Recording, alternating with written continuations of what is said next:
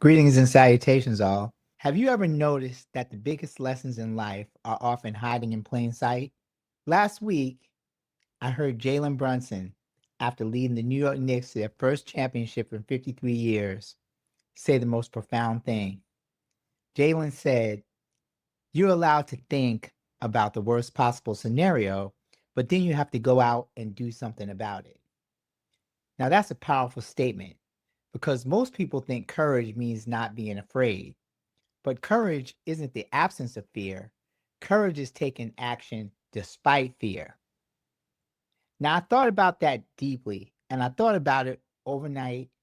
And then I discovered something even more powerful. And surprisingly, almost nobody's talking about it. Everybody's talking about the championship.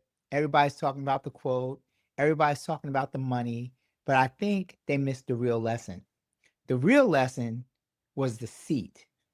Now, stay with me, because this might be one of the most important wealth building lessons you'll ever hear. Sports media, and I'll leave some names out, spent months talking about Jalen Brunson's contract. Many people criticized him for signing a team friendly deal. Some estimates suggested he left 100 million plus on the table, that he didn't secure the bag, and people couldn't understand it. Why would anybody walk away from that kind of money? But I think everyone asked the wrong question.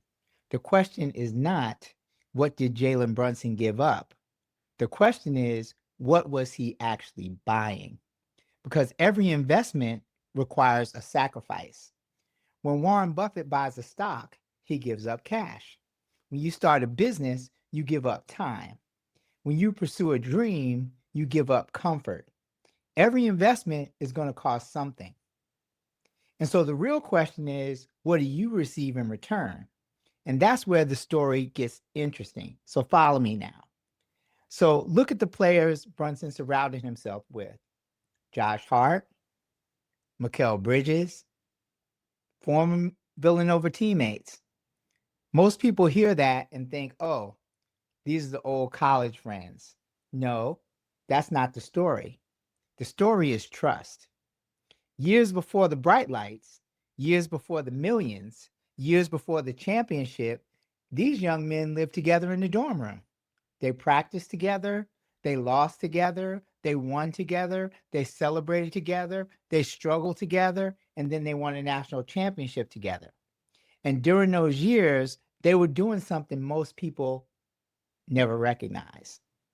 They were building trust, trust that could not be bought, trust that could not be downloaded, trust that could not be created overnight, trust earned through shared experiences, trust built through adversity, trust built when nobody was watching. And here's the real lesson: before they became millionaires, they became accountable to one another.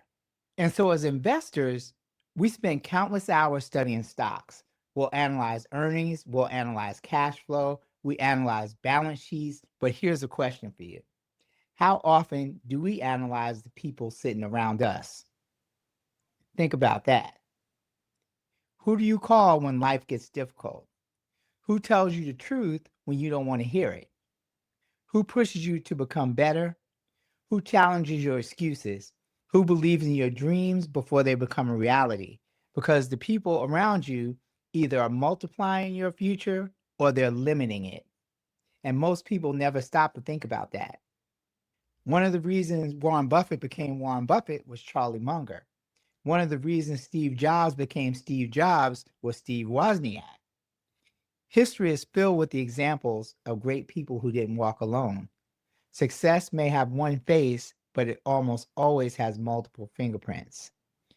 Nobody builds anything meaningful completely by themselves. And I mean nobody. And that's why the lesson of Jalen Brunson is so powerful. He wasn't just betting on talent, he was betting on trust. Now let's come back to that quote.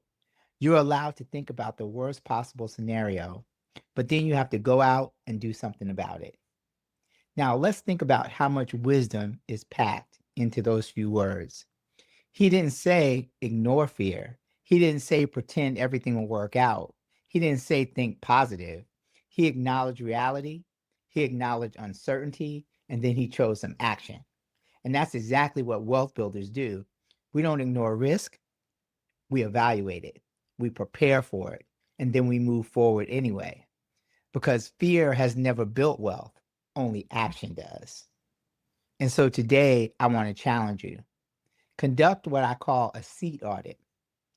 Look left and look to your right. Who are you spending the most time with? Who influences your decisions? Who shapes your thinking? Who encourages your growth? Who encourages excuses? Who is helping you build wealth? Who's helping you build wisdom? Who is helping you become the person you're capable of becoming? Because your future might be sitting next to you, or it may be missing because of who is sitting next to you. The right seat can change your life, and the right conversation can change your bloodline. The right relationship can alter a family's future for generations. Most people think wealth is built by choosing the right stock, the right investment, the right business. Now, those things do matter, but after years of studying successful people, here's what I learned. The greatest wealth builders don't just choose the right investments, they choose the right people. Because money compounds, but trust compounds faster. And sometimes the most valuable asset you'll ever own is sitting in the chair beside you. So I'm Jay Sneed, the stock market professor, and until next time, choose your seat wisely.